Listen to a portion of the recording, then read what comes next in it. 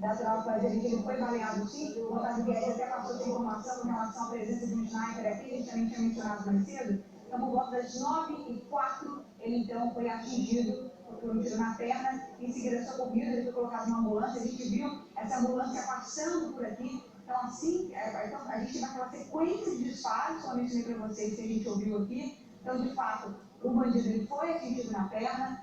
Aquela marca que a gente viu mais cedo naquela imagem, era de fato para tirar esse bandido, para tirar ele dali do local, levar para uma ambulância. Então, a ambulância já deixou aqui alguns minutos da ponte Rio-Niterói, levando esse homem, e pouco antes das 6 horas da manhã, entrou armado nesse ônibus de São Gonçalo, região metropolitana do Rio, com destino ao centro, região central do Rio de Janeiro, da capital. Então, ali pouco antes das 6, ele ameaçou passageiros, o motorista obrigou esse motorista a parar, a simplesmente fechar o trânsito aqui na ponte Rio-Niterói, sentido Rio de Janeiro.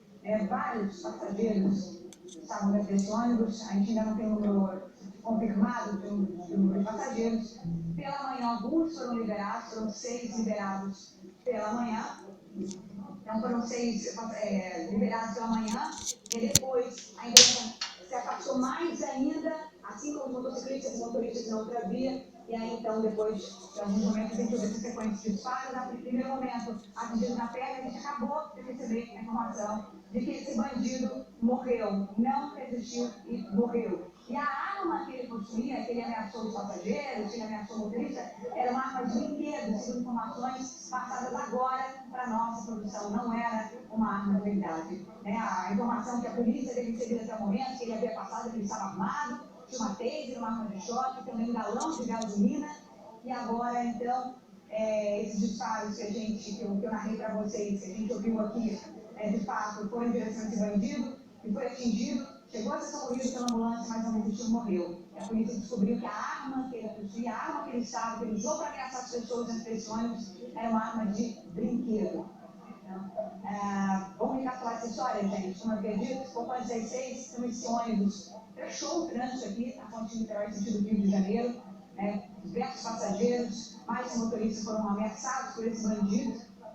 O reforço policial começou bem cedo aqui, presença policiais da Polícia Rodoviária Federal, da Polícia Militar, de outros batalhões, o BOP, também BAC, que é o Batalhão de Ação dos Falcões, Corpo de Bombeiros também aqui, o pessoal de socorro da concessionária da ponte de Niterói também presentes aqui para dar toda a atenção a essas vítimas.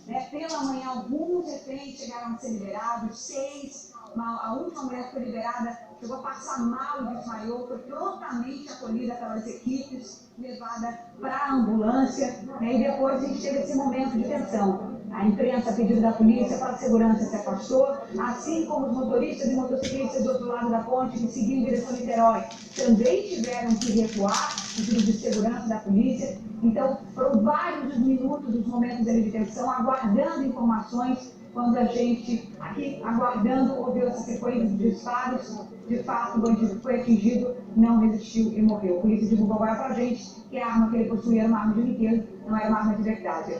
Júlia, vou voltar com você agora no estúdio. Tem mais informações para a gente, né?